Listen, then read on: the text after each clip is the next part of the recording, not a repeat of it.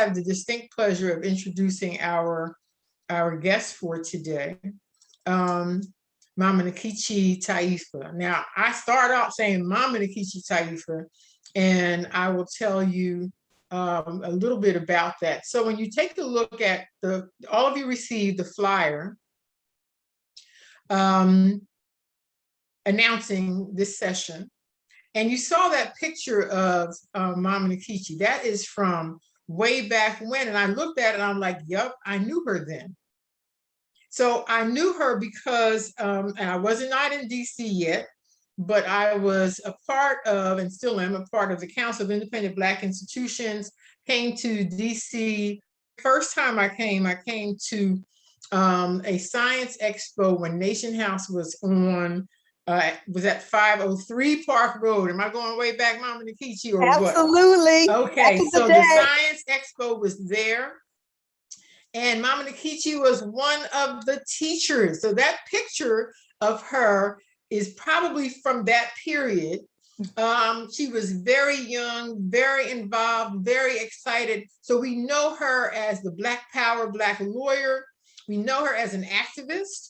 Many of us know her as one who is really heralding political prisoners and reparations. And few of us know her, except if we know her book. We must know that it comes from her time teaching at Nation House as a pre-primary teacher. I guess you had to be pre-primary because you were short and young yourself, right? First grade. First grade, all right. Okay, the little peoples. So that is how I wanted to start out, by introducing you that way, Mama Nkechi, because I'm not even sure you remember meeting me way back then. But I do remember that you were one of those excited and powerful young people that we older folk could look to. We're just a little bit older, but we could look to you and say, yes, you know, her energy, her commitment. We know that she's going to do great things for our people and move us forward and really help to strengthen this legacy. And then we continue as sisters in work, as both founding members of Oncobia, and we continue working together and doing whatever we need to do. We can call on each other, and so it's a little more than just having you as a guest author. There's a connection there, and we connect as we need to connect. And the lovely thing, the thing I really love, is that Mama Nkechi never came alone. She came with her mama and her papa, her baba and mama. So we know, and I see shaking heads. Thank you, Baba. We all not only knew Mama Nkechi, we knew her parents as well. So I want to make certain that you all, if you have not purchased a copy of her book, we'll certainly put in the chat at some point how you can do that. We want you to stay tuned for the Taifa trilogy of tales for a new generation. And I don't know if you know that Taifa's Black Power Hour streaming is now on Black on Purpose TV, BOP TV, .com. BOP standing for Black on Purpose TV.com. She currently has 2 episodes, and the one on Marcus Garvey is going to be airing soon. And there was a previous one. It just started airing today. Okay. Yes. It started today. Yes. And there was a previous one on reparations, which we can go back and see. Absolutely. That's one. Absolutely. So in the chat, and if I need to put it in the chat again, I will. There's a promo code for 3 days. BOP TV 3 free. So check it out, check it out, check it out. And right now, I just want to, again, welcome all of you. Thank you so much for being here on a Saturday morning. And let's welcome Mama Nkechi with a warm, we can't do this on Zoom, but hey, she can see you if you feel like unmuting and throwing her kisses and snapping her up. Thank you so much again for being here. Mama Nkechi Taifa, I will turn it over to you. Let me, before that, hold your questions. If you have a question or a comment, you can certainly put it in the chat. There will be some time for questions. And if there's something that we think needs to be answered immediately or addressed immediately, we'll let Mama Nkechi know, and we should be able to do that. Thank you all again for being here. Mama Nkechi, thank you for being here, and I'm going to pass the mic to you. Madasi Pa Sante Sana, Raul. Thank you very much, Mama Makini. And yes, it's very nostalgic back in those days. And actually that picture on the cover of Black Power, Black Lawyer is actually, yes, it was right around that time. It was 1977, right? When I first graduated from Howard University and when I first started working at Nation House Watoto School. So that was a back in the day picture. And I didn't realize the weird thing about it is some people actually thought that that was a current picture of me today. I said, excuse me. Okay, that made me feel good. God dang. But that was back in the day. So thank you again, Mama Makini. Thank you very much, Baba Kalechi. And Appeal. Ta-da! Got my Appeal Square on. Very, very important organization. And I'm sure you'll be hearing more about that as part of this program as well, because they have quite a number of different entries that they're bringing to the community. So I'm going to talk today about Black August. I'm going to talk today about freedom for political prisoners. I'm going to talk today about reparations. And all three of those are kind of like entwined within my life story, within my memoir, and within the Taifa trilogy of Tales for a New Generation, the republication of my books for young people from back in the day, Shining Legacy, The Adventures of Kojo and Amma, and Three Tales of Wisdom. So stay tuned. So I'm going to start off right here, right now, and listen very carefully. All right, gentlemen. I'm taking over now. Now, if you know who spoke those 6 simple and polite words, let's see who can be the first to put it in the chat, the name, as well as the date those words are spoken. If you know who spoke those words, all right, gentlemen, I'm taking over now. Who spoke those words? I see Zama got it up there first. He got it. No, it was not quite right. Jonathan Jackson, you didn't give me the date though, Zama. Somebody put in the date with those words. All right, gentlemen, I'm taking over now. Was spoken by Jonathan Jackson, the brother of George Jackson. Who knows what date that was? It was, thank you, LaWanda Thomas. It was, in fact, today, August the 7th. Today, August the 7th, 1970. Yes, indeed. Woo! I should have been giving out books or something. Okay. So 17 years old, folk. That's our youth. 17-year-old brother George Jackson, spoken in the Marin County Courthouse in California. One of the catalysts behind the commemoration of what we call today Black August.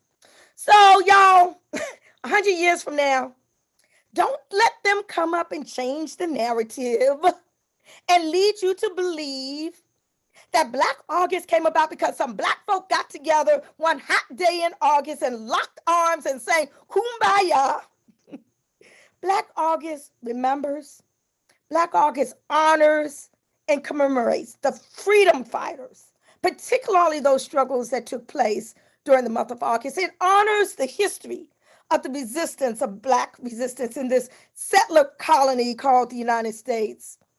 Black August is a month dedicated to the commemoration and to paying homage to our fallen Black revolutionaries, incarcerated freedom fighters, and pays homage to Black resistance, both historical as well as ongoing. It's a time of reverence to honor political prisoners, freedom fighters, and martyrs of the Black liberation struggle. Jonathan Jackson went into that courtroom that fateful day in an attempt to free his imprisoned brother, George Jackson. George Jackson was the epitome of what America fears, the Black criminal mentality transformed into a Black revolutionary mentality. They saw it with Fred Hampton a year earlier and made sure that he was stopped. They saw it with the Black Panther Party and they had to go.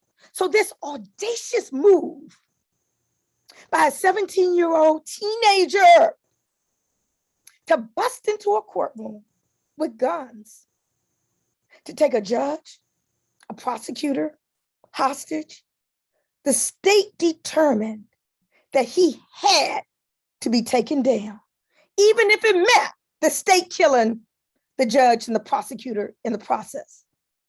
So George Jackson was not freed that day. And Ruchell Magee, the sole survivor of that August 7th bloodbath, he still sits in prison today.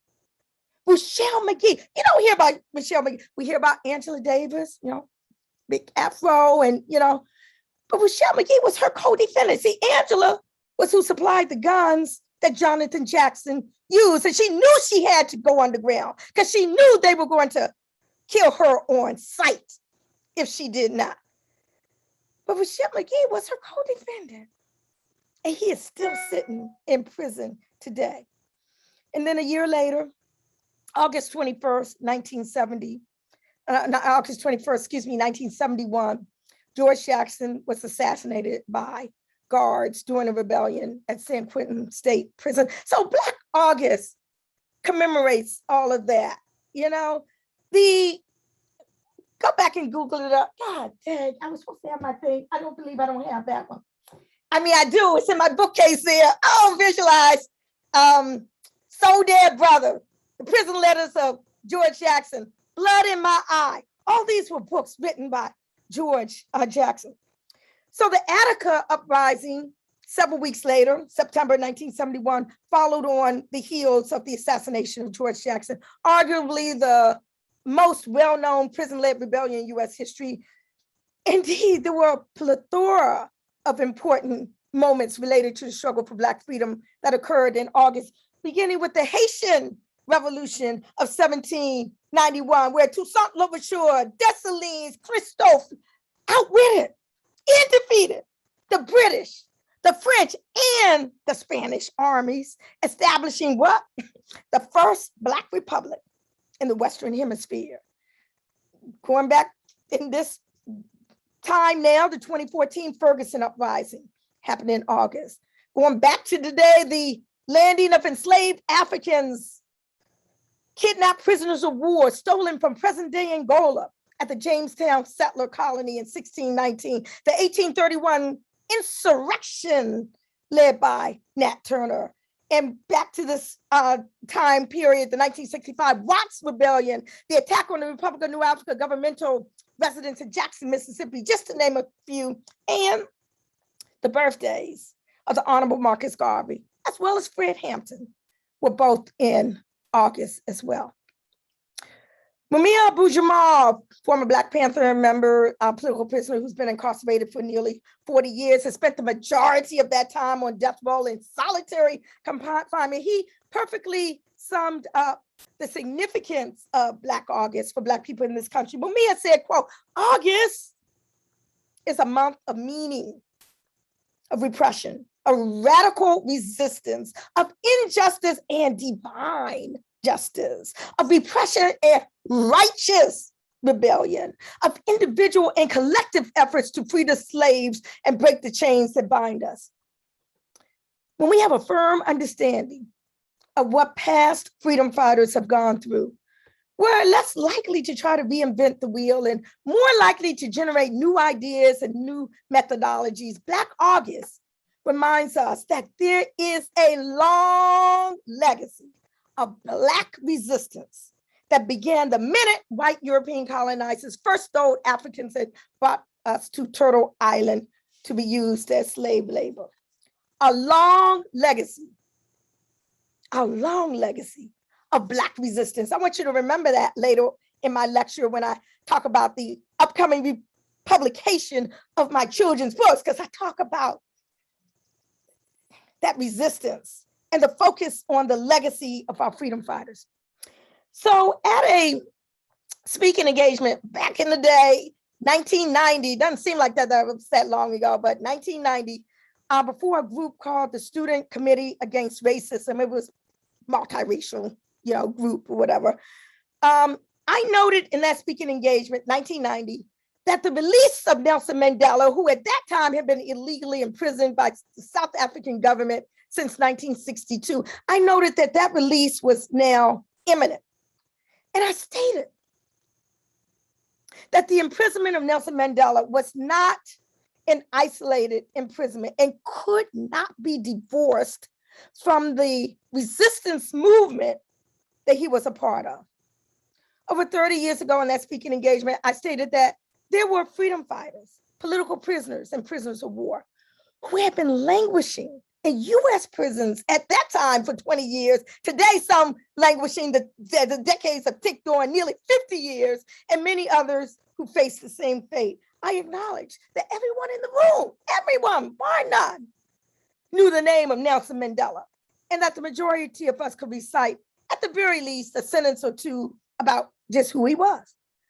But then I asked folks to let me see the hands. And y'all show it to me. I don't know how you raise your hand thing on there. Let me see the hands of anyone in this room who's heard of Sundiata Acoli. Remember, I'm saying this back in 1990, when most of these people, well, Sundiata Acoli is still in prison, or Herman Bell, or Anthony Bottom, also known today as Shalia Muntakim, Albert Noah Washington, Leonard Peltier, Abdul Majid, Bashir Hamid, Sekou Odinga, Assata Shakur, Richard Dhoruba Morse, Dhoruba bin Bahar today, Geronimo Pratt, now Geronimo Jijaga, Mumia Abu-Jamal, Filiberto Ojeda Rios, Mutulu Shakur, Kawasi Balogun, Safia Bukhari, Henry Shasha Brown, Messiah Ehahosi, and Mari Obadeli. And the list is endless. At least at that time, it definitely was endless.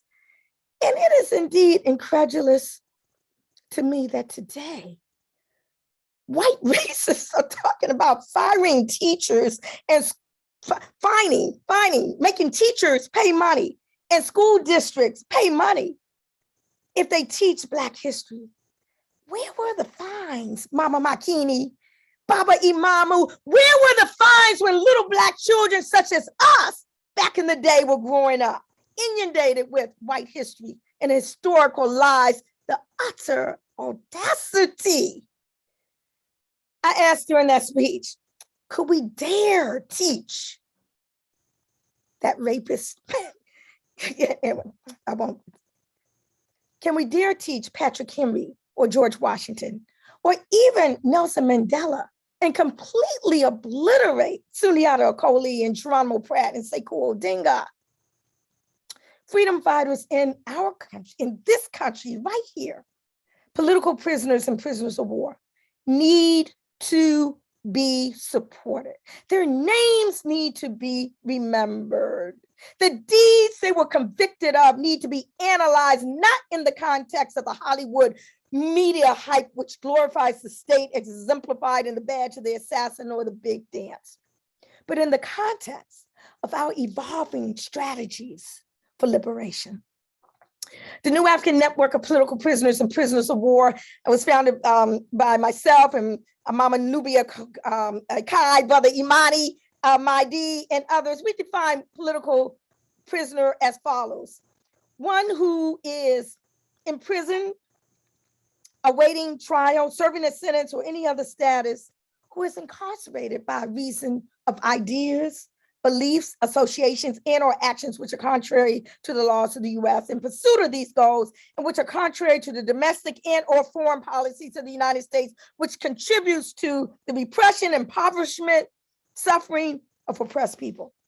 We said that the term political prisoners includes those initially imprisoned for social crimes who have become politicized and transformed themselves inside of prison to the cause of social justice, and as a result have received extended prison terms, been denied release on parole time after time after time, and or were targeted for repression because they have protested and or resisted while incarcerated.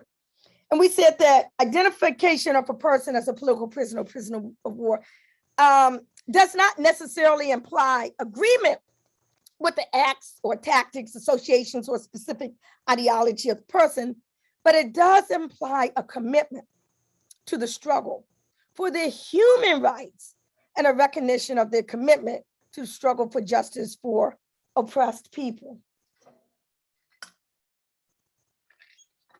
Lisa Mayhay. Let me just lift up a book. If I had a PowerPoint, just visualize if I did, I would have put up, look for me in the whirlwind. This is voluminous. Woo! But it tells the story. It's a collective autobiography of the New York Panther 21 with new commentary by Sekou Odinga, Deriva Ben Wahad, Shaba Om, and Jamal Joseph, edited by Dequi Keone Siddiqui, Matt Meyer, forward by Imam Jamil Al-Amin, formerly H. Brown, with the afterword by Mumi Abu Jamal. You should have this book in your bookcase, y'all. It's called Look for Me. Look for Me in the Whirlwind. So our dear brother and now ancestor, Brother Chokwe Lumumba, tells us that one of the reasons why it's sometimes difficult to organize around the issue of political prisoners in the United States is because they are largely convicted of acts of resistance. Doesn't matter whether they actually committed the acts or whether they were framed. Acts of resistance, Chokwe taught, in the context of a liberation struggle or an independence movement, while legitimate, was something that many Black folks shied away from. But he said, is it wrong to resist? In the words of Assata Shakur, she said, we must carry on the tradition. I think I got Assata over here. Bam. We used to sell these back in the day, y'all. I don't know if y'all remember. I used to have, what do you call in the back of your car, trunk full of Assata autobiography books. I mean, you know, those were the days. You barely see things like that around today. But the names of these historical freedom fighters who began to resist and respond to this war the white nation was waging against New Africa should be common household parlance. Demar Beasley, Nat Turner, Harriet Tubman, come on, Toussaint Louverture, Dessalines, Cato, Gabriel, David Walker. I think I got a David Walker in here. Yeah, bam. David Walker's appeal to the colored citizens of the world, but in particular and very expressly to those in the United States. I mean, you know, he was assassinated a year after this came out. Yeah, we need to read the works of our freedom fighters of the past. Sojourner Truth, Ida B. Wells, the list is endless. Resistance movements. We must applaud them. We must teach them. We must honor them. We must respect them as well as their resistance. Sundiata Acoli, 84-year-old elder now, y'all, been incarcerated for 48 years. I'm going to repeat that. 48 years, nearly 50 years. Sundiata Acoli, the author of Sun Views. I mean, we talk about y'all looking for manuals about resistance. Sun Views, he's an artist, he's a poet. Sundiata is a mathematical genius. He used to help Neil Armstrong, that astronaut who they say was the first person on the moon. He used to help him back in Texas with his homework back in the day before he joined the Black Panther Party. Do we know these things about our freedom fighters who are still languishing in prison today? So Sundiata Acoli once said that the media rarely says where freedom fighters come from. The media rarely says why they occur. In her opening statement during her last trial to the jury, Assata Shakur stated that the resistance movement, calling itself the Black Liberation Army, rose during the 70s and continued the response to the war that had been waged against African people since the time of the Ma'afa. And she says, continued the response to the war because it wasn't nothing new. Like what's happening in the streets, not anything new. This is just a continuation of the resistance. We have always resisted. She said that the idea of a BLA, Black Liberation Army, emerged from conditions in Black communities, conditions of poverty, indecent housing, massive unemployment, poor medical care, inferior education. The idea came about because Black people are not free or equal in this country. It came about because Black people were being lynched and killed and disrespected every day by the colonialist power structure, because Black women in Chattanooga, Tennessee were being shot at, because Black men's hearts in Buffalo, New York were being cut out. Do y'all remember that? Because cross burnings never ceased and police attacks grew more beastly, and Black people complained and demanded that something be done about all this madness. So we are told that the Black Liberation Army emerged from the ranks of the Black Panther Party. And if you hear other people today, I'm going to pull up another one of my favorite books. Bam! We resistance in the Mississippi Freedom Movement by brother Professor Dr. Akinyele Umoja. Okay, I am talking about Black Liberation Army, even in its modern form, even predated, okay, the Black Panther Party. Because Black folk were always, look at this brother here, Black folk were always prepared for resistance. We might hear about Martin Luther King and nonviolence and all that, but them houses he was staying at, down in the South, those folk, those brothers and sisters, those elders, they were strapped, okay? They were ready to protect. Okay, so the New African Independence Movement stresses that what we need to do is equate our resistance movements today inside the US with the resistance movements of yesterday in other countries. And again, it is important to understand that the resistance movements of today are part of the same resistance movement which Sister Ya Santewa raised against the British, the same resistance movement which Queen Nzinga raised in Angola, the same resistance movement which Toussaint and Dessalines raised against the English, the French, and the Spanish, the same resistance movement which the Maroons waged against the slaveholders, the same resistance movement which built the Palmares Republic, the same resistance movement which Denmark and Prosser attempted to organize, the movement which Nat Turner struggled for, the movement which David Walker wrote about, the movement which Sojourner Truth talked about, and the movement which Harriet Tubman lived. Yeah, the deacons for self-defense, the deacons for defense. Thank you, Mama McKinney. Yes, indeed. Woo! I remember Geronimo Pratt talking about deacons of defense long before he went to prison. That's the tradition he came out of in the South of Louisiana. Folk in the churches, that's what they were called, the deacons. These were church folk. But they were clear about what they needed to do to protect themselves and their families.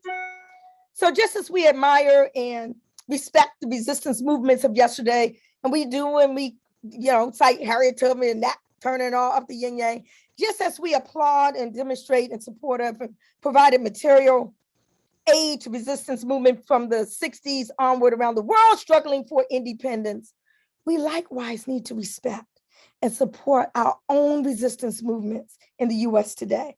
So what does that mean? That means that when people who are part of resistance movements are captured, tried, and imprisoned, they must be supported. Who gonna want to get out there and protest and be part of a resistance movement and nobody's gonna know anything, remember what they did or uphold it? Okay, their names must be remembered. They must not be forgotten.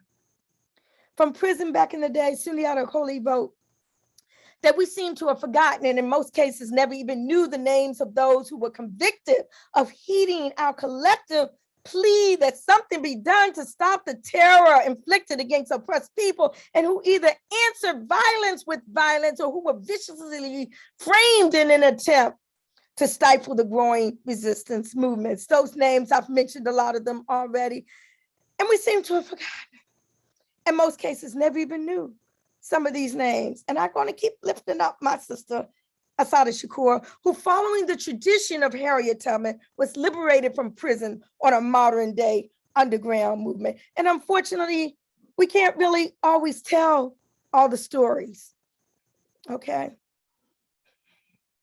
Because people are still sitting in prison today as a result of that liberation. And quiet as it's kept, there might be people out there who never even were, captured. But we need to find some kind of way of giving inspiration to our people and letting them know that sometimes we do win, okay? Sometimes we lose, but we need to learn from the past and study the mistakes and revel in the victories. Now, a half century later, y'all, 50 years, some of those incarcerated who were parts of resistance movements, they're out of prison now. Some of them are ancestors. Brother Mario Bedelli, the Republic of New Africa, Sister Safia Bukhari, arrested in 1975. I will never forget, stood up in a U.S. courtroom along with her co-defendant, Masai Ehihosi, and she adamantly challenged, quote, "You cannot try me in your courts of law. I'm a prisoner of war, and I'm a citizen of the Republic of New Africa." Oh, yeah, Safia. Here's her book. She's an ancestor now. May she rest in peace and power. The War Before, the true life story of becoming a Black Panther, keeping the faith in prison, and fighting for those left behind. Safia Bukhari, forward by Angela Davis, afterward by Mumia Abu-Jamal, edited and with an introduction by Laura Whitehorn. That's another story for another day. Geronimo Jijaga, may he rest in peace and power. Sekou Odinga, so glad he's on the outside. Brother Shanti Alston, Herman Bell. Woo! These folk are still fine after I don't know how many decades upon decades upon decades. I said, okay. Let me stop. Jalil Muntakim. Jalil is out. I mean, we're talking about, I should have pulled out some of his stuff. He had writings up the yin-yang about political strategy and this and that. And that. You're talking about geniuses behind bars. Albert Noah Washington, may he rest in peace and power. Brother Tariq Haskins, Brother Mari used to talk about him all the time. Ramona Africa, the sole survivor, adult survivor of the Move bombing massacre. And the Move family, folk who are out, all power to them. Those who are now ancestors, may they rest in peace and power. And yeah, there were white allies as well. Susan Rosenberg, Laura Whitehorn, Linda Evans, Marilyn Buck, Alan Berkman, may the two of them, may they rest in peace and power. And let's not forget those in exile. I've talked about Asada, but it's also Pete O'Neill in Tanzania. Can't come back here. Can't step foot back on his soil, lest he be swooped up by the United States government. Pete just had a birthday. They're doing miraculous things there in Tanzania. You should see their facility that they have there. Oh, it's just so very nostalgic. And Geronimo Jijaga, before he passed, he built a well there. That well is right there. There's a picture of it somewhere in my book on that land in Tanzania. So anyway, keep going. Years later, after release from imprisonment, and as a staunch supporter of the New African Independence Movement, Safia Bukhari, the sister I spoke about, who wrote The War Before, Safia came to Howard Law School to speak. And we also brought Gloria Rolando, the filmmaker, Black Cuban filmmaker, and her new film at the time on Asada called Eyes on the Rainbow. Y'all know anything about Oya? Okay, anyway. So Safia, who had come from the ranks of the Black Panther Party, stated that the media didn't talk about free breakfast programs. The media didn't talk about waking up at 5 a.m. to feed hungry children. They didn't talk about the Panthers' work with sickle cell anemia. All they talked about were gun-toting cop killers. We were all shuddered when Safia described how Black Panther Reuben Scott was tortured with cattle prods to his testicles. Not in Vietnam, Safia emphasized, but that was in Louisiana. Herman Bell, the victim of fingerprint forgery, Joan Bird dangled by her feet out of a third floor police station window to try to get her to give up information. We need to know this history. We cannot allow our freedom fighters of yesterday to be divorced from our freedom fighters of today. So, Asada, in this month of Black August, we're lifting up our veterans. Story of a sister, a woman, exile, mother, grandmother. During the 60s and 70s, Asada Shakur found herself a victim of both racial profiling and political targeting. After being spotted on the New Jersey Turnpike, 1973, driving while Black, it was discovered that she and two companions were known members of the Black Panther Party and the Black Liberation Army. They had been, for a long time, watched, their phones tapped, families monitored, organizations infiltrated, widespread disinformation campaigns waged against them. And like many activists of the day, targets of the FBI's counterintelligence program, COINTELPRO, that's another lecture for another day, In fact, Assata was wanted not for anything she had actually done, but for a variety of crimes that government and state officials were trying to pin on her. This was common, particularly during the 70s, discredit the voices of activists by painting them as criminals, trump up indictments, tying them up in courts, and if possible, jailing them. Thus, on that day in May, Assata was a marked woman. And after the police shot them, a shootout occurred. When the smoke cleared, one police officer, one of Assata's companions, Zaid Malik Shakur, lay dead. Assata shot in the back, dragged from the car, lay wounded, only belatedly taken to the hospital. She was then chained to the bed, tortured and questioned while injured. In fact, she never received adequate medical attention, even though she had a broken clavicle and a paralyzed arm. Nevertheless, she was quickly jailed, prosecuted, incarcerated over the next few years for a series of trumped up cases. Interesting, in 5 separate trials. And with majority white juries, charges were dismissed because of lack of evidence, or she was acquitted of all charges ranging from bank robbery to murder. In fact, the manager of one bank said at trial, and I'm quoting, "She is just not the one who robbed my bank." It was only in the final trial, in 1977, when she was charged with the New Jersey Turnpike killings, where she found guilty. This was even though forensic evidence taken that day showed that she had not fired a weapon. Nevertheless, she was sentenced to life plus 33 years in prison. And in 1979, after nearly 6 years behind bars, she escaped from Clinton Correctional Facility for Women in New Jersey, and sometime later emerged in Cuba, where she applied for and received political asylum. Again, these are stories I guess can never be written, but some kind of way, form or fashion, it is incumbent upon us to tell at least what we can tell. So today there's a $2 million bounty on her head, $2 million, y'all. An invitation to any opportunistic Tom, Dick, or Harry to try to kidnap or kill her for reward. We have some unfinished business since the civil rights era.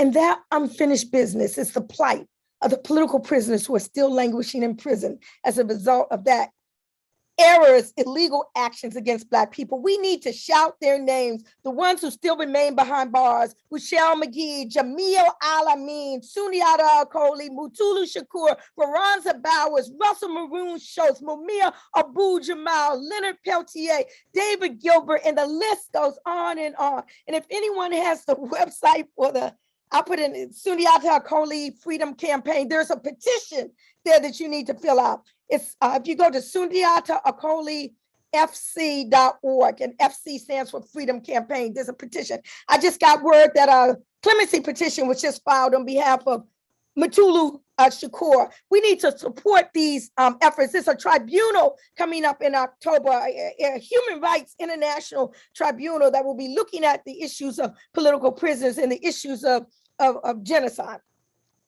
We, the Black nation in North America, we seem to be the only nation in the world that, for whatever reason, ignores or fails to. It's www.sundiataakolifc.org. And the FC, that might be an old website you have there, but sundiataakolifc.org, if you can put that in the chat. But we seem to be the only nation in the world that ignores or fails to lift up our own struggles for liberation. This has got to stop. We seem to be the only nation in the world that does not recognize or celebrate our own freedom fighters.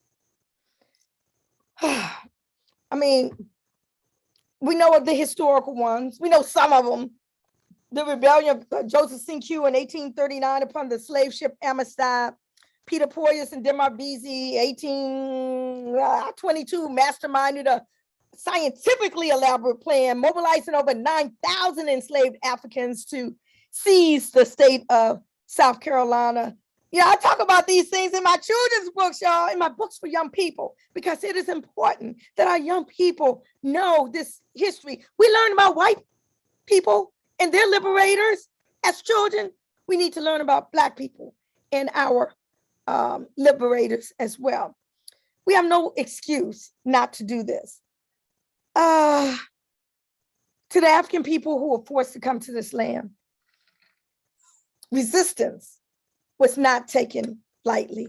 Organizing for liberation was what was primary yesterday and must be what is primary today. I'm often amazed at the lack of information and knowledge about key aspects of our struggle.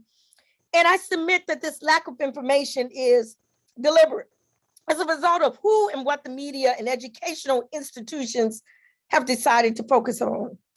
And most often it is not those who were part of what we call the new African independence movement. It really frustrates me. And most folk on this line from DC and all know that I was very close to Brother Mario Bedelli, worked very closely way back in the day with the Republic of New Africa. But we seldom hear anyone talking about or writing about President Dr. Brother Amari Obedelli. We all know the name of Angela Davis, but why are most people in this country ignorant about Assata Shakur? How is it that we know about former DC Mayor Marion Barry, may he rest in peace and power, but not former Jackson, Mississippi Mayor Chokwe Lumumba, may he rest in peace and power? Organizations and movements do not materialize from a vacuum. They are shaped and they are molded by the triumphs and travails of your people. I remember Brother Imari, Brother Mamu, I remember Brother Imari telling me that when he was growing up during the 1940s, he was reading and studying the great author J.A. Rogers on his kitchen table. And most young people today have never even heard of J.A. Rogers, 100 Amazing Facts About the Negro. I got more stuff over there I should have pulled out. Africa's Gift to America, the world's great men of color. These are just only a few of Rogers' master pieces. Brother Murray said that immersing himself in Black history was an integral part of his upbringing. And I want you to again remember that in a few minutes when I get to the upcoming republishing of my children's books from back in the day. Again, the trilogy that I'm calling the Taifa Trilogy of Tales for a New Generation. But as Brother Murray often said of white people, he used to tell me, he said, Sister Nkechi, okay, they did not care. They didn't care.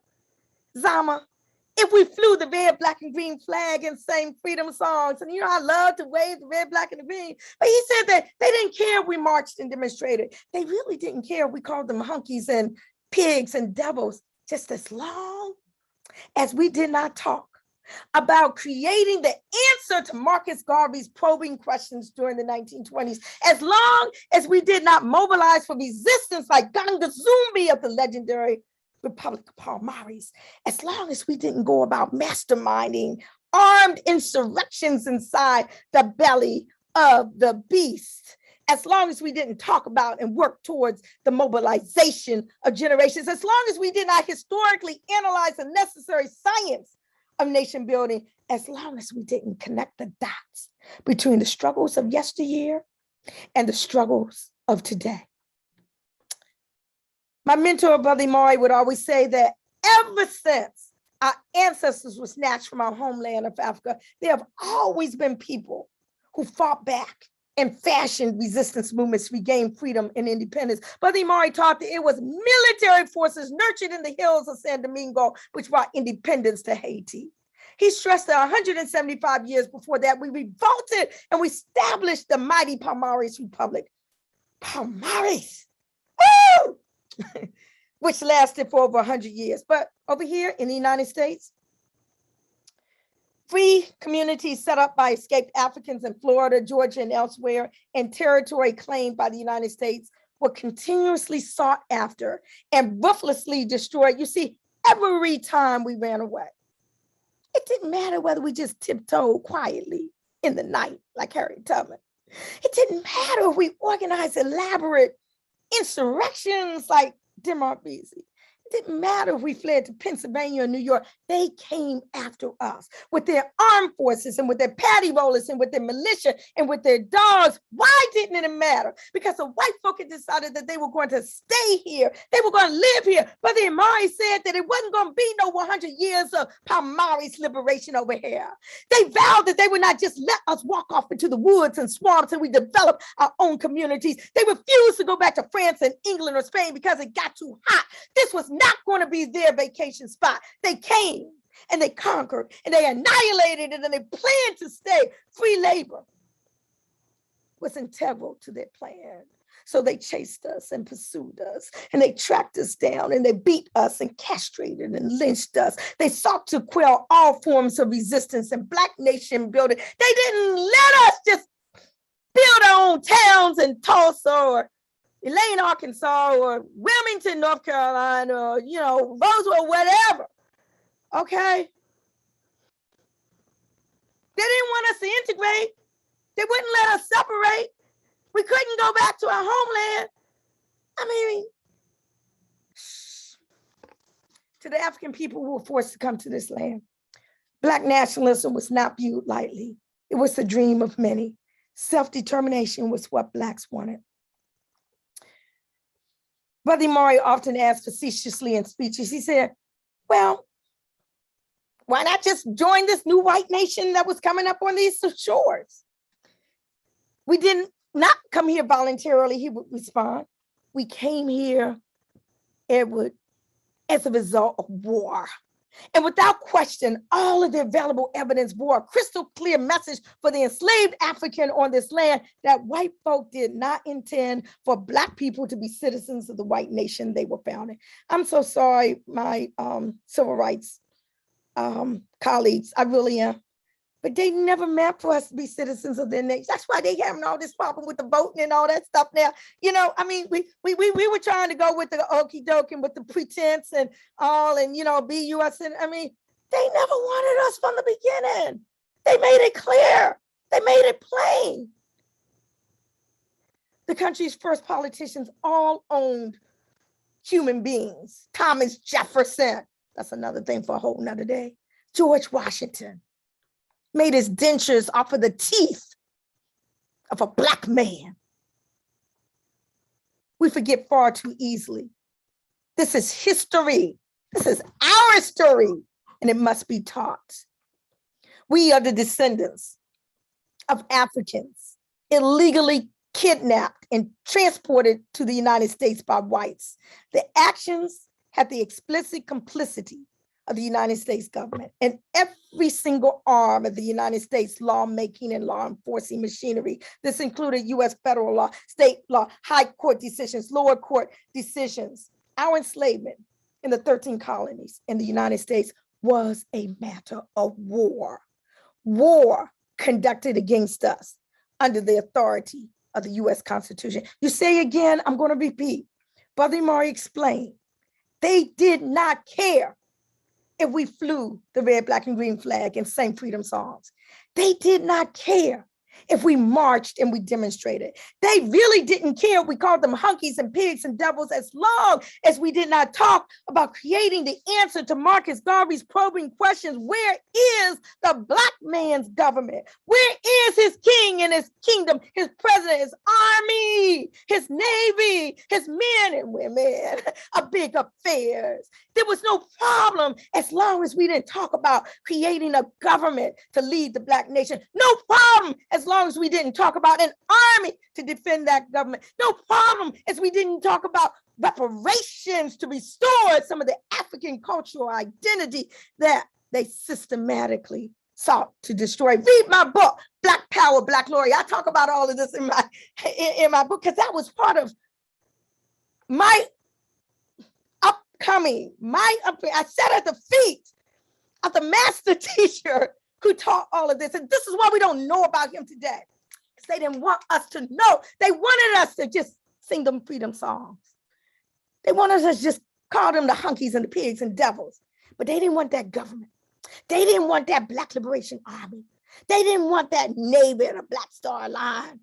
Okay, they didn't want that internationalization. You see, Brother Maury said they didn't care if we went back to Africa as long as we did not mind jumping into the ocean, Mama Sala, and swimming there naked. There was no problem as long as we didn't attempt to internationalize our struggle. Where are the reparatory justice resources for repatriation?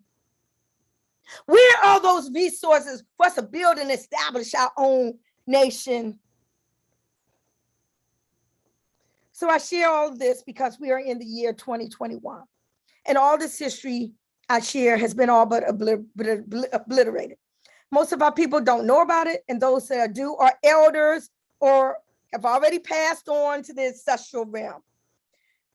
I sometimes have tears in my eyes because the civil rights movement is held up and venerated and analyzed and nostalgized. The Black Panther Party is heralded. The ascendancy to the mayorship of the revolutionary Chokwe Lumumba, who never abandoned his politics, was downplayed, as is the mayorship of his son, Antar Chokwe Lumumba. And brother President Imari Obadele, genius, man before his time, essentially erased from history. We must not allow these things to happen. Nearly 40 years ago, I published a book, Shining Legacy, Story Poems and Tales for the Young, so Black Heroes Forever Will Be Sung. Several years after that, I published, bam, The Adventures of Kojo and Ama. And actually in the back of Shining Legacy, the 3 stories, 3 tales of wisdom. So those 3 books are coming back out. They've been out of print for decades, but let me tell you, y'all, they're timeless. I wrote them, as Mama Mankini said, as a young teacher in an independent Black school, Nation House Watoto Shule, during the late 70s. Before I even entered law school, during those days, there were not many books about historic Black leaders for youth. And I wanted my first grade students, the Zulu class, to not only have stories, images, and ideas that belonged to them, but also those that represented the freedom fighters. The book's 1983 introduction quoted my mentor in the Black liberation struggle, Imari Abubakar Obadele, who stressed that we do not need to quote, we do not need to highlight the tontos of our race, those who assisted in their own enslavement and destruction. What we needed to do was to highlight the freedom fighters, those who struggled unceasingly and demanded freedom. And I took Brother Imari's quote to heart. And within Shining Legacy, I highlighted a few of these uncompromising heroes and heroines, some whose names during that time, we've come a long way now, but during that time did not automatically surface. And I did it in a motivating way as I weaved biographical information into moving stories accentuated with rhyme. That's, I called it, story poems. So Shining Legacy, it highlights freedom fighters unrepresented in books for children at that time, such as Denmark Vesey, mastermind of slavery insurrection, okay. Joseph St. led that rebellion on the slave ship. I highlighted Paul Robeson and Marcus Garvey, the military genius Toussaint Louverture, and my book also featured enlightening story poems highlighting freedom fighting women, Harriet Tubman, Sojourner Truth, Fannie Lou Hamer, Rosa Parks, and I also included the story of the hero pivotal to my consciousness, Malcolm X, Hajj Malik El-Shabazz. And through my children's books, I sought to provide much needed identity, purpose, and direction for Black youth through original epics and ballads, sagas, and tales depicting Black historical and cultural wealth. And the beautiful illustrations within Shining Legacy was Mary Greer. Within The Adventure of Sokojo and Ama, it was Mama Afia. So those beautiful illustrations have brought, those freedom fighters to light. And I will say the publication of Shining Legacy back in the day, back in the 80s, was so popular. This was a kitchen tabletop publication. This is, anyway. But it went through multiple printings. It was a mainstay in Black bookstores nationwide and even internationally during a time when Black children's books were conspicuously absent and scarce. But thankfully today, when you take a look down the aisle of bookstores, both Black as well as mainstream establishments, you see a wide array of literature for children and young people written by and about Black people. But I am proud to have been one of those early pioneers who sought to make a difference. And I will say that the support my early books received over the years from scores of Black bookstores and distributors was the foundation behind today's top sales rankings. Where's my new book? Of my current memoir, Black Power, Black Lawyer. So I am republishing my books from the past at this time because I think that the current systemic attacks across the country against teaching the true history of Black people in the midst of a pandemic of white supremacy will damage the future of our children. What our youth need is uplifting, unplugged material that allows them to see themselves in the most positive light, not as a social problem or as a controversy, and motivates them to learn more. So I'm going to just skip over some of this because, so stay tuned for the Taifa trilogy of tales for a new generation, Shining Legacy, The Adventures of Kojo and Alma, and 3 Tales of Wisdom. So there are so many messages out there concerning the nature of our struggle, and how we interpret those messages relate directly back to how we analyze and interpret history. And that is why analysis and teaching of correct history is so very important. If I were to buy the message that the local state police forces and the US military forces were protecting me, I would not seek to protect myself and my family. If I buy the message that the educational system in the US is sufficient for my children, I will not act to change it. And if I buy the message that history began with the European, then my institutions will all reflect that sense of that fantasy. And if I buy the message that there is no war against my people, I will not prepare for it. The existence of a state of war cannot be easily dismissed either by the fact that the war does not conform to the conventional scenario of armies of nation states engaged in deadly clashes on a battlefield, or because there has been no official declaration of such by the US government. The attack against our traditions, our names, our language, and culture represents the assault against our humanity and is part and parcel of that war. That war also caused us to not analyze our origins in this country. I learned again, I'm going to repeat his name over and over again because it just needs to happen. Amari Abubakari Obadeli, Republican of New Africa, he said that we must remember the origins of the Black nation in the United States. He said, we have to remember, we are the descendants of Africans kidnapped and transported to the United States with the explicit complicity of the United States government and every arm of the United States lawmaking and law enforcing machinery. He said that the dehumanization, the atrocities, the terrorism of our enslavement in the US were not isolated occurrences, but a matter of war. And for a long time, 2.5 years to be exact, after the passage of the 13th Amendment, 1865, under international law, we were a free people. We had the right to self-determination.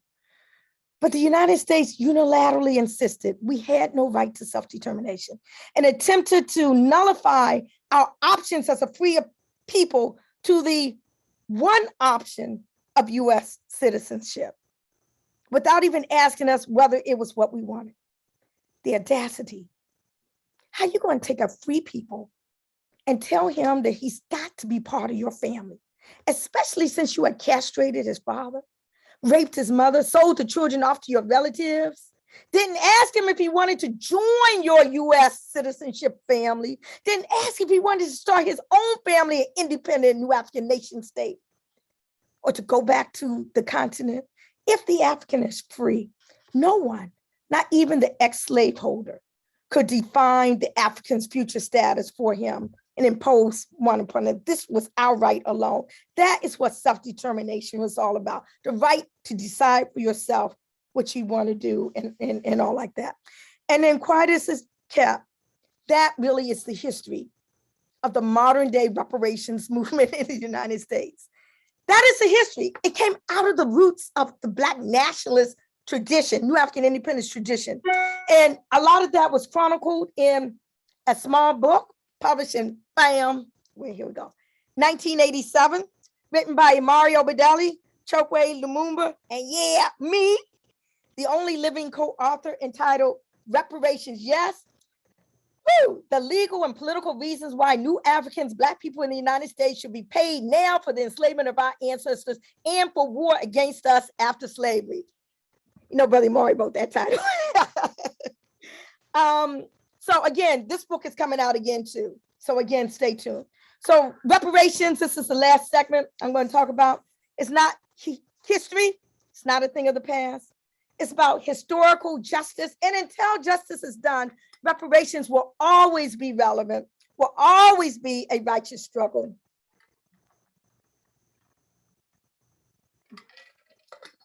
Whew.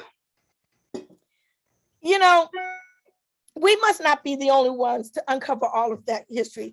You know, a lot of us just heard about Tulsa a couple of months ago, but it's been around a long time. A lot of our history has been buried, but we must not be the only ones to uncover. I got a white colleague. I got a lot of white colleagues, y'all. Yeah. I have a white colleague named Katrina Brown. She uncovered evidence that her ancestors were the largest slave trading family in U.S. history. Katrina documented her roots, that they brought over 10,000 Africans to the Americas in chains in her film, Traces of the Trade, a story from the deep north, not the deep south, y'all, a story from the deep north. She stressed that the slave trade was not just a few people taking a boat and sending it out. I'm sorry, y'all. She said that everybody in the town lived off of slavery. She said the boat maker, the iron worker who made the shackles, the coopers who made the barrels to hold the rum, the distillers who took the molasses and sugar and made it into the rum. She said literally the whole town was dependent upon the slave trade. Wealth and privilege in the United States, she says, has been amassed in large measure as a direct or indirect consequence of the institution of slavery. This is not Nkechi Taifa talking. This is Katrina, my white colleague. Okay, it's just going. So reparations, it's not new. We know about Callie House and Isaiah Dickinson and Marcus Garvey and Queen Mother Audley Moore, the Black Panther Party, Republic of New Africa, James Foreman, 1969, calling upon white churches and synagogues to pay up. National Black Political Assembly in Gary, Indiana, adopted the Republic of New Africa's anti-depression program, which was an act authorizing the payment of a sum of money in reparations for the enslavement era. It called for a negotiating commission between representatives of the United States and the Republic of New Africa to determine kind, dates, and other details of paying reparations. Nation of Islam's publication, Muhammad Speaks, later the final call, section What We Want, What We Believe, demanded the United States government exempt Black people from all taxation as long as we're deprived of equal justice. And then there was NCOBRA, Queen Mother Marsha Rika Jaywanza. There was NCOBRA, the National Coalition of Blacks for Reparations in America.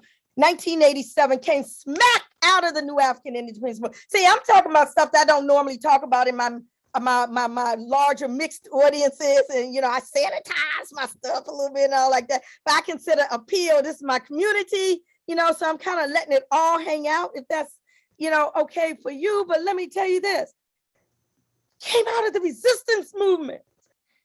It came out of the strategy of the independence-seeking people supplementing our independence politics to allow for the building of a mass-based movement for reparations in the United States. A mass-based movement where today it is kitchen table top conversation, where it's reached the highest levels of government, where you have cities and jurisdictions and state governments across the country talking about the issue of reparations, where we have a bill on the floor of the House of Representatives, HR 40 and S40 in the Senate, that has more co-sponsors than it is. It has more co-sponsors than just about any other bill out there. Over 200 co-sponsors right now, and it still hasn't gotten to the floor. Why? Because we haven't done as much as we need to do out there in the streets to make it a reality. We had Dorothy Lewis at the Black Reparations Commission. We had the African People's Socialist Party and African National Reparations Organizations. We had the National Black United Front, the December 1st Movement, the Black Radical Congress, the National African American Reparations Commission, the Movement for Black Lives. I cannot begin to tell you how many civil rights organizations, the American Civil Liberties Union. We have Ben and Jerry's ice cream, y'all.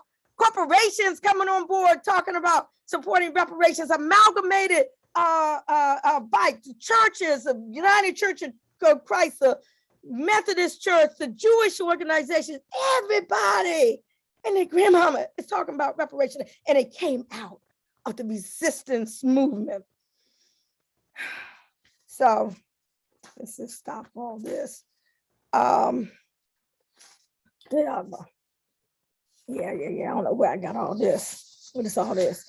Okay, so finally, it's important to understand that reparations is not solely an economic concept. It ain't just got to check, y'all.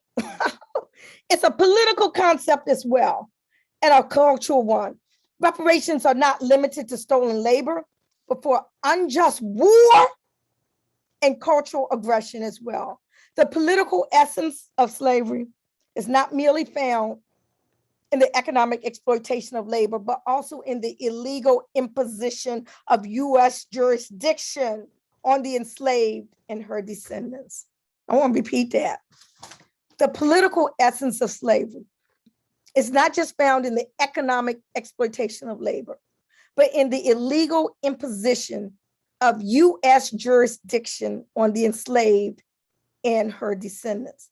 It can never be overemphasized, I would say it over and over and over again, that Black people are on this soil as the result of warfare, supported by the United States and other nations, and are here as a result of vicious colonization, cultural and physical rape, and economic exploitation under chattel and mental bondage and terror, and the full ramifications of this historical record must not be endlessly ignored.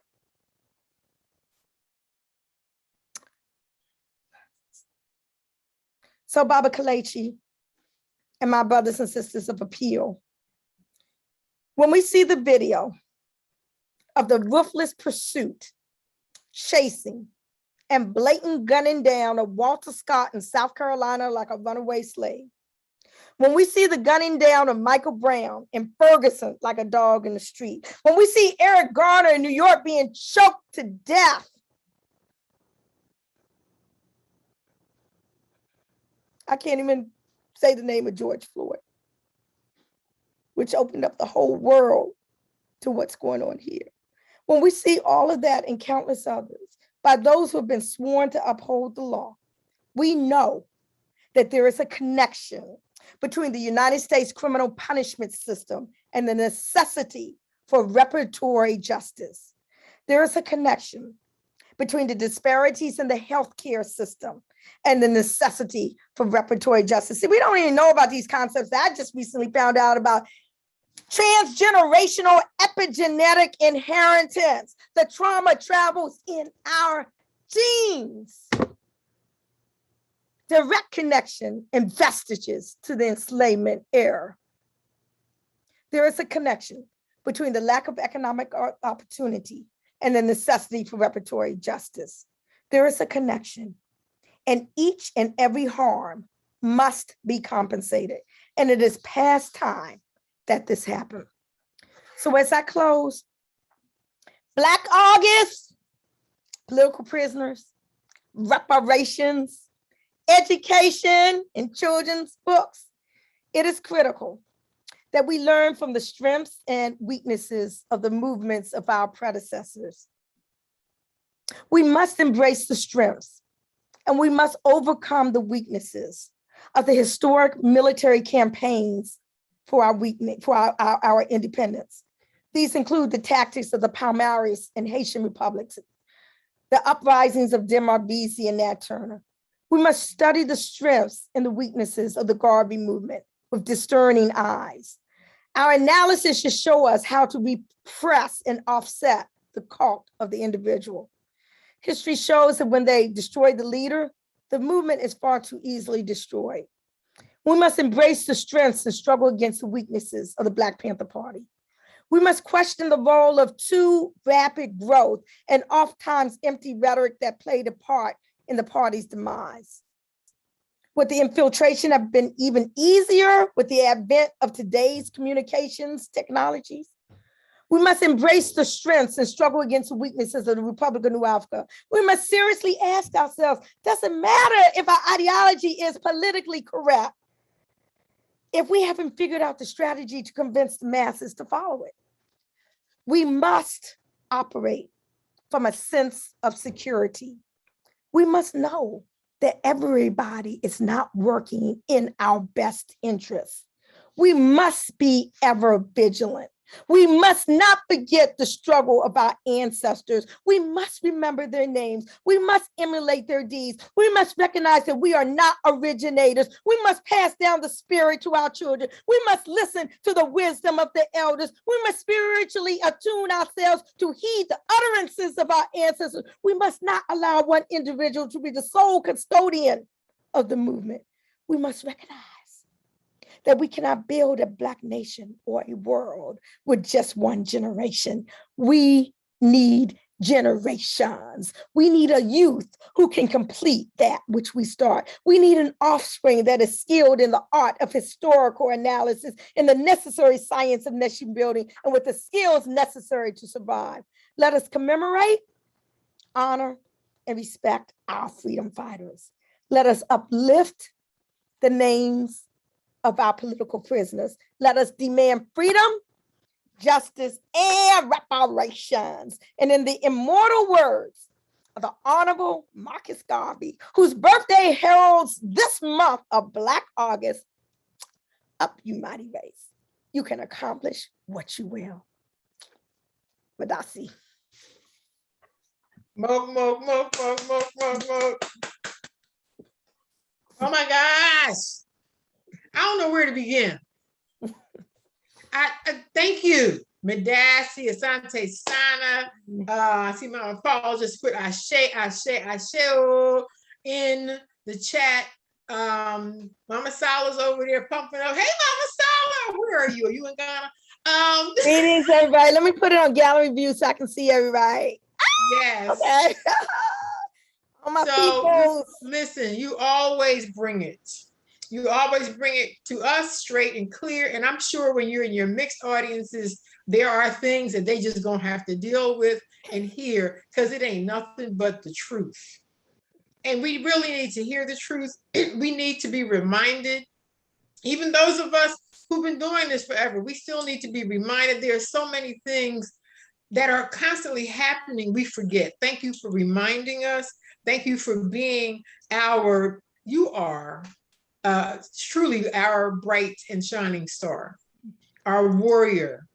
And we really, I appreciate you. I'm so happy that you are here today. Keep bringing it. Keep in those places where you are, where your voice is, where our voices are needed. Thank you for being our voice. We truly, truly appreciate you. The only question I saw, there are a lot of comments because we realized how important so much of what you were saying is. There was one question about you sharing the books that you shared. Can you share their names and authors, or maybe just their authors, and then we can certainly go and find those book titles if we just use that technology. Yeah. So I know you mentioned David Walker's Appeal. The book you mentioned, Brother Amari Obadelli, can't talk. Amari Obadelli's 2 books. Well, he has a whole lot, but he has a whole lot. You mentioned 2. Yeah, I think that note came in. I think that's on the chat when I was talking about J.A. Rogers. Okay, yes. I think Africa's, I'm going by memory, Africa's Gift to America. Who else remembers J.A. Rogers? My papers are all over the place, huh? Well, you know what? Just look up J.A. Rogers and you can't go wrong. Can't go wrong. He was the, we have Noko Vashidi today and James Small and Tony Browder and Dr. Ben and all like that. Well, J.A. Rogers predated, yes. He influenced all of them as he influenced so many of us. Yes. Exactly. And so the ones that I brought up here, David Walker's Appeal. Again, this, I'm sure this is on Black. I think I got this from Black Classic Press. Okay. This is an introduction by James, with an introduction by James Turner. It's David Walker's Appeal. Oh, I don't even think I held this one up. Oh my God. Negroes with Guns, y'all. This is Robert Williams' book, advocated armed defense in Monroe, North Carolina, had to flee the country. As a result, he was actually named the first president of Republican New Africa. Long story about that. I talk about that in my book. What's my book? Black Power, Black Lawyer. And you can get that at, oh, wait a minute, let me tell you. You can get Black Power, Black Lawyer at blackpowerbblacklawyer.com/book. That's Sankofa Bookstore. I have a whole list of Black bookstores you can get it from. AALBC, which is the African American Literature Book Club, and all that. But I also have Look for Me in the Whirlwind. This is the collective autobiography of the New York Panther 21. These were 21 Black Panther members who were arrested and imprisoned and tried for some ridiculous stuff, some like blowing up the flowers in the botanical gardens. It was ridiculous. It took the jury less than a 15 minutes or whatever to acquit them all. And it was the largest trial in New York history. I mean, can you believe that? This was part of the FBI's COINTELPRO, to keep folk off of the street, to keep them tied up in court, keep their resources being used. You know, Sundiata Acoli was one of the New York Panther 21. And, right, just a waste of time. I wonder how many of you know that not only Mama Nkechi, but others in our community were also the subjects of COINTELPRO. So it wasn't just this national, it was personal. It came down to people that we know. There are documents, there are people who can attest to. I know Nana Kuya Koto has talked about it, at least to us. Yeah, they came to I know school. You have shared it, came to the school, came to her office. There's a document with your name in it. Okay, Mama Tendai said she was also a subject of COINTELPRO. So it wasn't just people we heard about or we didn't know. We heard their names. We know some of their stories. These are people we know. These people were crazy. And let me just they still are. I used to have a Saturday school.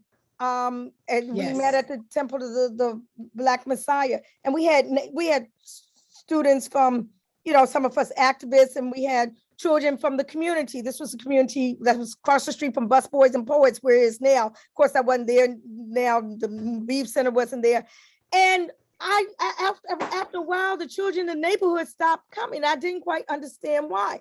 Until finally I talked to one of the parents, and she said that the FBI had come to them and said, don't send them to that school because they're poisoning your children. So we used to give them cookies and juice or whatever. And I was absolutely and completely shocked. SHOCKED. I mean, I'm just saying. So anyway, Amari Obadali, here's his foundation. This is just a couple of his books. Foundations of the Black Nation, Free the Land. There's also War in America. He has a whole lot of books, and here's the Reparations. Asada. Yeah. Akinyele. So I also put in the chat Black Classic Press website because they have many of these books. You can also go to Mahogany Books. Mahogany is online, as well as having a physical space in Southeast. I don't know the exact address, but I'm sure I could find that very quickly. So, you know, having these books on our shelves, making them clear and available to our children, to their friends, is really, really important, because we never know the interest that it might spark in our children. And it has to be a little more than interest. We actually we need to make certain that we are fighting against the 10,000 voices to our 1,000 voice. Their voices are loud. Their style, their lifestyles come through the music our children listen to, the images they see. We have got to make certain that we don't look at this as just something that's just never going to make a difference. Because as Kathy Hughes says on her, thank you for putting that in there also, Mama Nkechi, where you can get your book, that, George Floyd's impact on many of us was great. When his eyes closed, she says, a lot of Black people's eyes opened. And so we need to not be afraid to keep our eyes open and share what we know and be proud of what we know, and ensuring that start with your family, making sure that your nieces, your nephews, your grandchildren, your great-grandchildren know something about not only your family, but our greater history. And Mama Nkechi, you just gave us a whole lot of books and things to think about. Oh, and I did have a question. So what are your thoughts about, okay, I had a question. It was there a minute ago. What are your thoughts about the various towns that are now giving reparations, the various families that are being awarded reparations because their land was taken and they have documentation about that? What are your thoughts about that? Okay, so first of all, everything's very embryonic right now. One case that you might be speaking of, Bruce's Beach in Manhattan, California. Where land was taken by eminent domain, rich beachfront type land and property, and that was recently returned. I'm getting so many calls. I've gotten a call from a whole family. When I say family, we're talking about different of the family lines and descendants and all like that, who has buku documentation of this land in Virginia, where there's a very lucrative golf course on there right now. And, folks are trying to wonder, what can they do? What should they do? There's right here in DC, outside of DC in Montgomery County, the African burial ground, where a parking lot was put over the graves of our ancestors, and that land is being sold. So there's a lot of issues going on out there. And I've got to say, I don't have all of the answers. I don't even have most of the answers. But the beauty of it is we're beginning to talk about these things. The U.S. Conference of Mayors have come out endorsing reparations. And I understand there are a number of mayors who are looking at a number of things. The important thing, however, is that reparations is not just ordinary public policy, which should be happening anyway, that benefits everybody. Reparations is specifically a race-based remedy, a harm-based remedy, and it doesn't need to be watered down. There were so many culpable parties connected to reparations. There was the federal government, there were state and local governments, there were educational institutions, there were religious institutions, there were corporations and industries and private estates, okay? And all of them are culpable, and there should be claims against each of them. So that's one of the purposes of HR 40, the Commission to Study and Develop Reparation Proposals for African Americans Act, is to have this federally chartered commission to look at all of these issues, at least on the federal basis, and determine what the right course of action can and should be. But reparations is unquestionably an issue whose time has come. I've always said that, like maybe Till Mobley, the mother of Emmett Till, said we need to open up that casket. Okay, we need to let all of this trauma, all of these harms, all of this information needs to come out, and we need to decide as a people what we want to do with it. And it's not just one remedy. I've always said that the harms from the enslavement era and its vestiges were multifaceted. Thus, the remedies must be multifaceted as well. If Mama Sala wants to be in Africa and build a whole community and homeland, she should have repatriation resources to be able to do that. If people were looking for an independent land base in the United States and want to develop that whole self-determination option, there should be the necessary resources for them to to do those. For those who want to be part of this country, the United States of America, and really, really, really do their best to strive to make a multiracial democracy real, okay, then those resources and those policies and practices and all need to be implemented more than just equity across the whatever the Biden program is, equity across the various parts of infrastructure. It has to be more than that.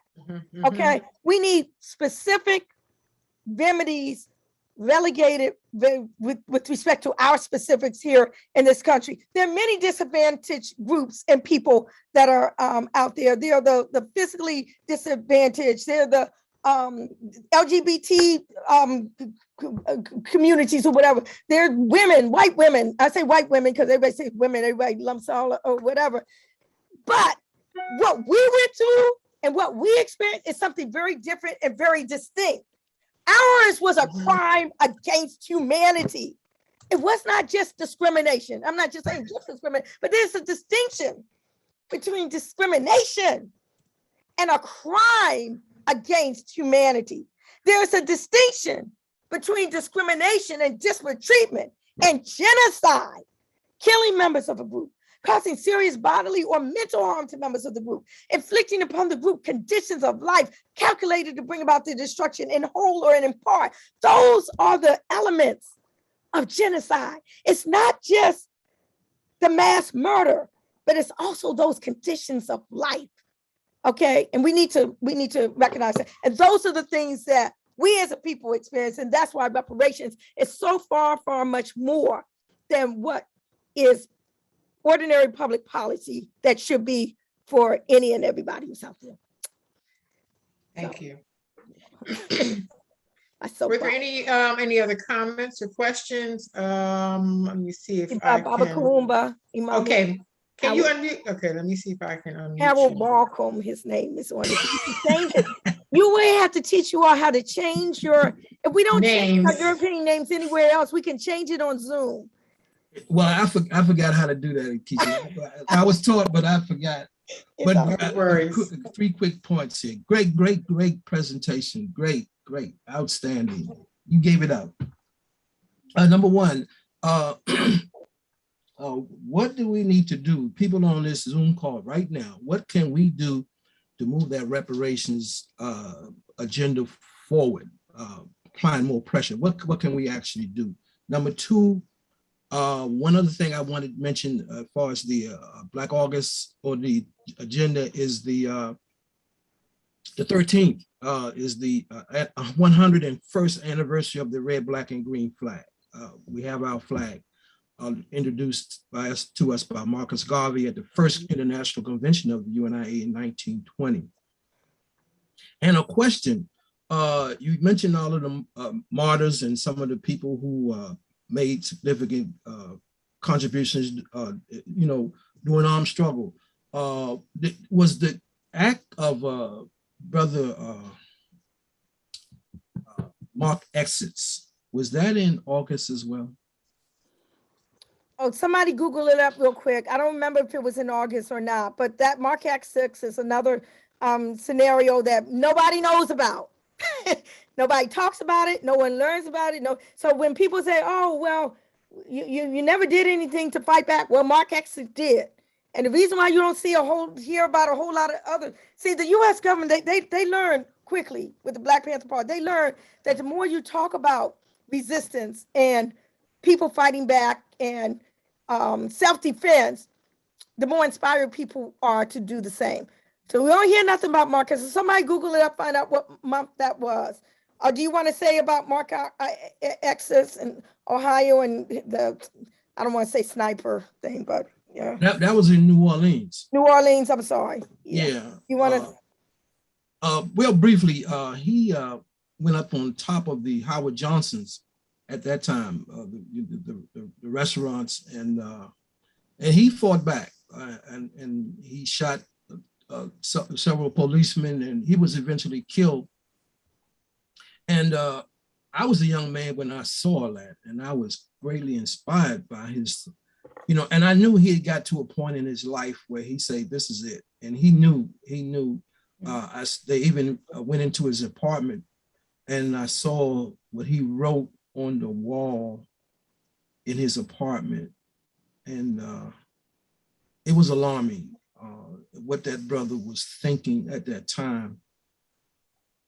So I always think about Mark Essex. Gil Scott-Heron did a song called Mark Essex, him and I Brian didn't even know Jackson. that. Really? Yes, yeah. So Yeah, Mark Essex was murdered in January, so that happened in January. oh, January, okay. Yes. Yeah, I forgot the Mhm. month. Okay, great. And one other quick, there's also a documentary about him on Netflix if anybody's interested. I didn't Is know that that right? either. Can you put that in the chat? Do you Let know me the see if name of I it? can find. I think it's just called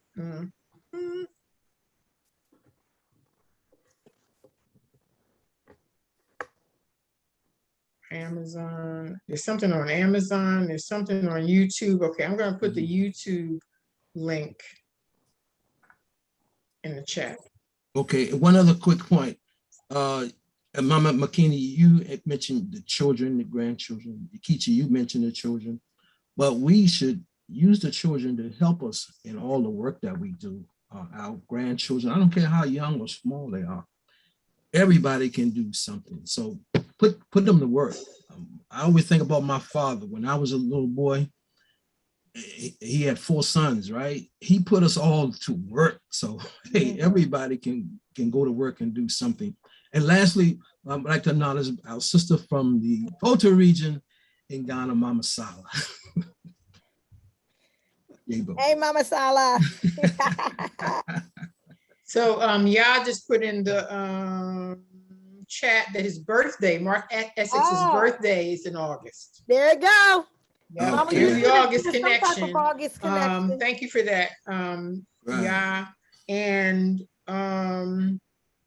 there's a link to YouTube, and let me see if I can find that link for Netflix as well.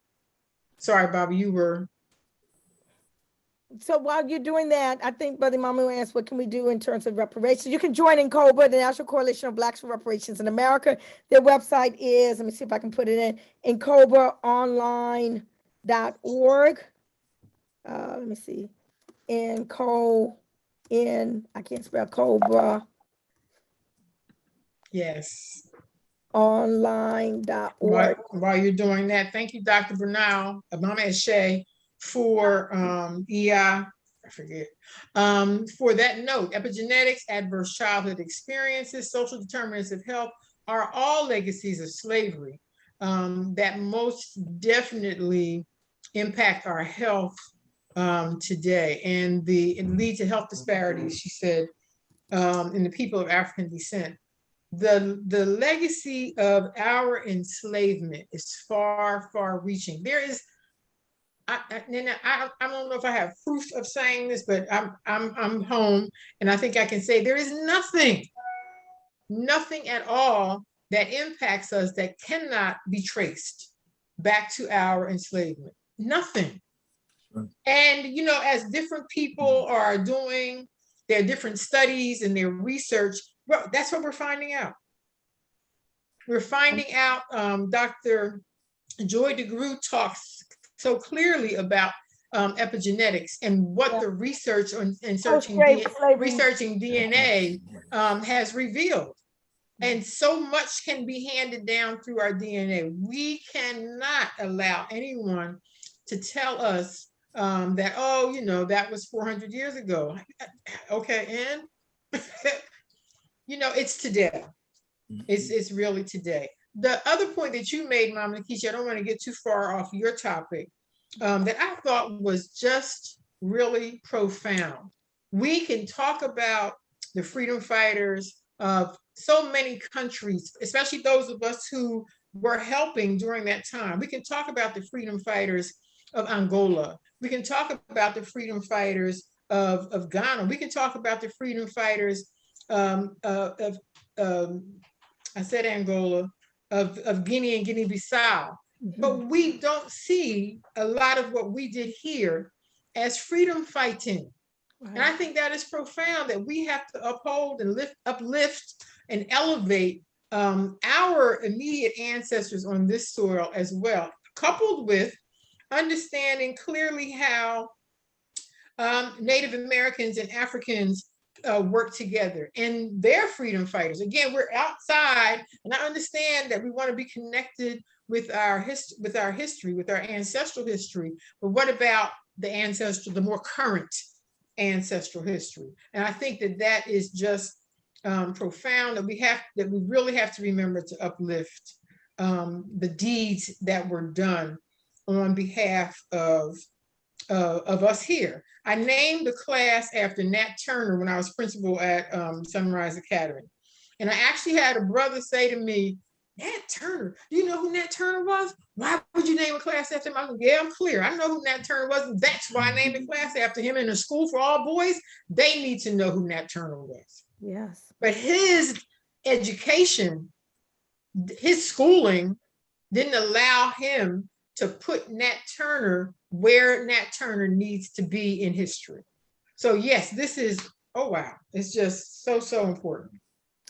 Mama Makini, thank you so very much for that. And that's another reason why I just felt so strongly about wanting my children's books to come back out again, because I talk about Denmark Vesey and Joseph St. Q and Toussaint Louverture and Harriet Tubman, Fannie Lou Hamer, folk who resisted to me, you know what I'm saying? And although there are lots of things out there, now, yes. I have a special touch on the way I do things. And I said, I think it's time for a new generation. Most of the children who were in first grade back at the time when these books first came out, they are parents themselves now.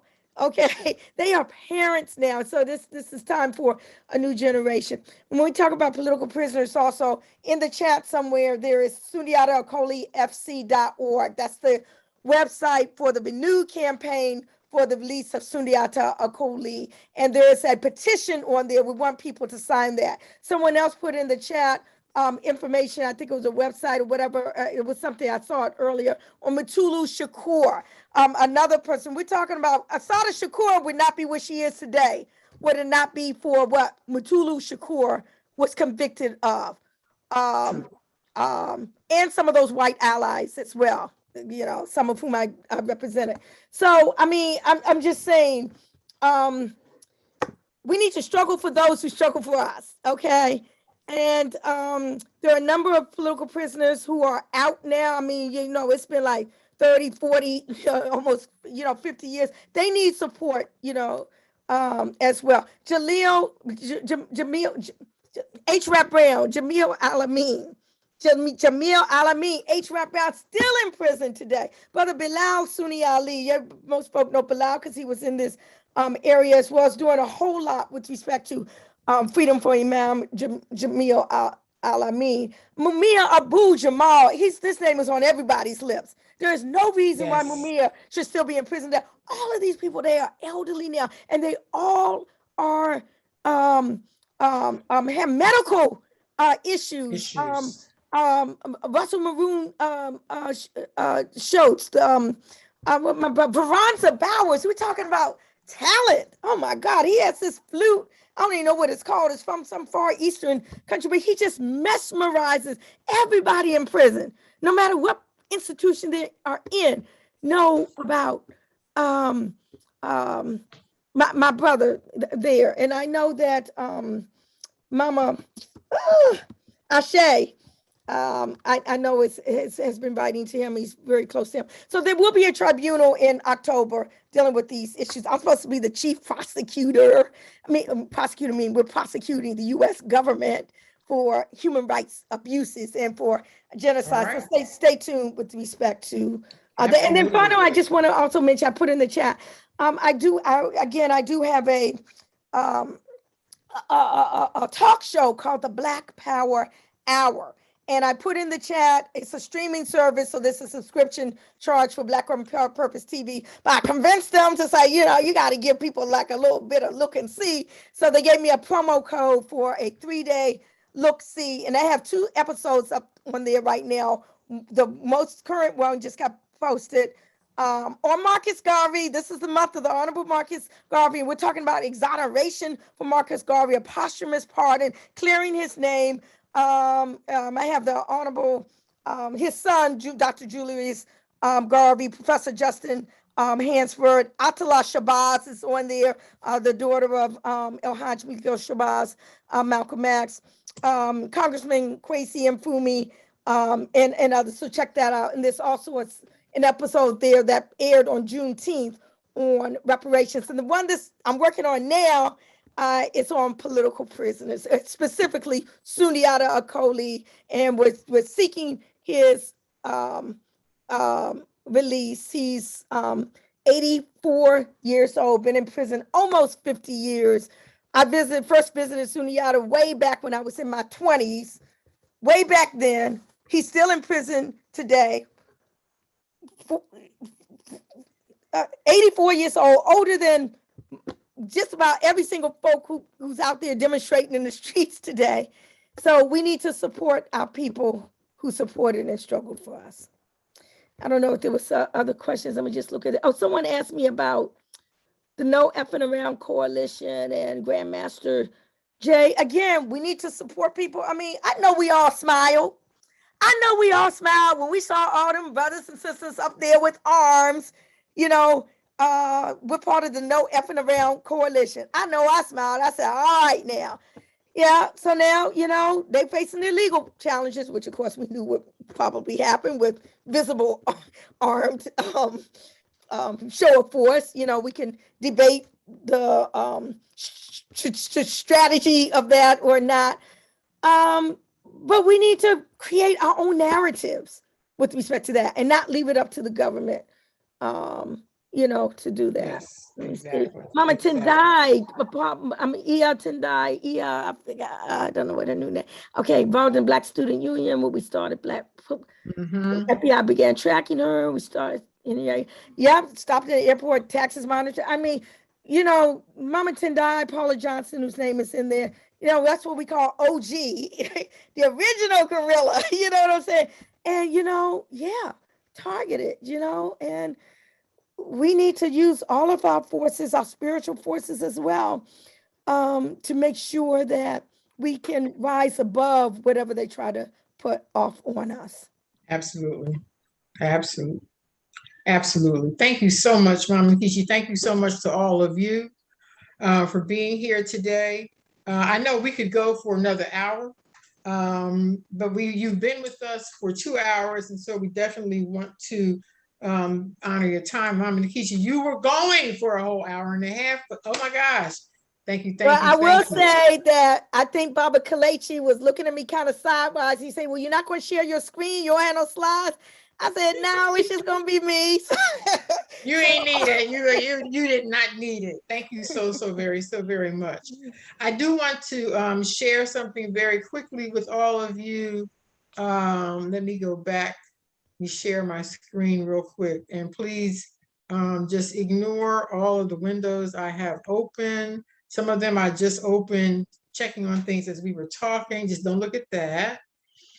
So this is the information regarding Brother Vunoko, the fundraiser. If you use your smartphone to take a picture, if you can do Cash App, that QR code works. Otherwise, PayPal, you have 2 ways to pay via PayPal. Here's Zelle. And then there are checks and money orders for us old school folk, for y'all old school folk. So please, please support. I just gotten to know, was getting to know Brother Vunoko because of his real openness and willingness to come on appeal and share his information. And the thing that I was struck by was just how down to earth he is. You know, like just call, I'm one of the community is what I think he said in one of our last conversations. I'm just part of all of you. So I was really touched by his passing. And then on the other hand, I'm thinking, but he was doing what he loved to do for the people he loved, his people. He was on the motherland when he passed in Kemet, as Baba Kalechi mentioned. So if any of you can contribute again, take a picture of the QR code, hold your phone up while you're in your camera, or you have these ways in PayPal, Zelle, or checks and money orders. All right. And then the other thing I want, so while I'll leave that up, we'll be back next week. Every Saturday, we have 6 more Saturdays, and we've got, I'm excited about this series. Next week, we are featuring Dr. Gerald Horn, who will talk with us about Haiti. And I think it's really appropriate that Mama Nkechi mentioned Haiti. We have to recognize how Haiti's, how our brothers and sisters there, how the enslaved deeds are still impacting us today. These folks are like, oh no, you'll never get out of debt. You'll never rise up again. So we need to look at what's happening in Haiti. What is happening now? Why is what is happening now happening? And Dr. Horn is going to give us some insight. And we're going to watch a part of a documentary as well called entitled 1804. And after Dr. Horn, we are going to welcome the Director of Research and Curator for the Whitney Plantation in New Orleans. Dr. Sek is Senegalese, and he is the Curator and Director of Research for the Whitney Plantation. So wonderful information. So please bring a child, bring a grandchild to that one as well. And we really should try to bring our young adult children and grandchildren to all of these sessions, because at some point they're going to be the presenters. And after that, we may also have to change this date, but just look for an email about the Egypt on the Potomac walking tour. We may have to change the date because it may in fact conflict with Brother Dr. Runoko Rashidi's arrangements or his service. So we'll let you all know what's happening with that. On September 4th, we are going to again present some young men from North Jersey, and they're going to share 2 books that they've written. They comprise, we first met them as the Clark Wilson think tank or Clark Wilson Society, and they have a special place in my heart, and I'll share all of that when on that date, September 4th. September 11th, we are going to do a tribute to Dr. Rashidi. That was the date that he and Paul Coates were going to actually have a conversation, brother to brother. And guess what, y'all? That is 40 days. That is his 40th day on that day. Isn't that amazing? Spirit child. So we will do that on that day. And then we will end our series with possibly a word from the think tank or Egypt on the Potomac walking tour, which is limited. I don't even know why I'm mentioning that. I'm sorry, I apologize, it's full. We put it out and it filled up just like that. But stay tuned to what we have coming up. We so appreciate, I'm gonna stop sharing now. We really so appreciate you all being with us for this entire time. We thank you so much for your support. If you are not a member of Appeal, the base membership price is only $50 a year. And with that, you get to come to these series and get all of this wonderful information. And most of the time, our presenters are providing their services. They're donating their services. So buy their books, support them, because that is how we offer them. Sometimes we offer them at least an honorarium. Okay, so please buy books. And okay, so thank you again for being with us today. Thank you so much, Mama Nkechi. Please, if all of us take a bit of what Mama Nkechi shared and then do something about it, we'll cover all of it because it was a lot. And there's a lot that we have to do. But don't think that any one of us has to or can do everything. We cannot. And so therefore, it's so important to share the wealth, share our wealth, share our information, share our history, and please keep coming back to support Appeal. We are going to have a virtual credit union that will allow us, our children, and our grandchildren to do what they need to do without crazy scrutiny. There has to be some scrutiny, but it doesn't have to be based on who we are. So thank you all so much. Again, Mama Nkechi Taifa,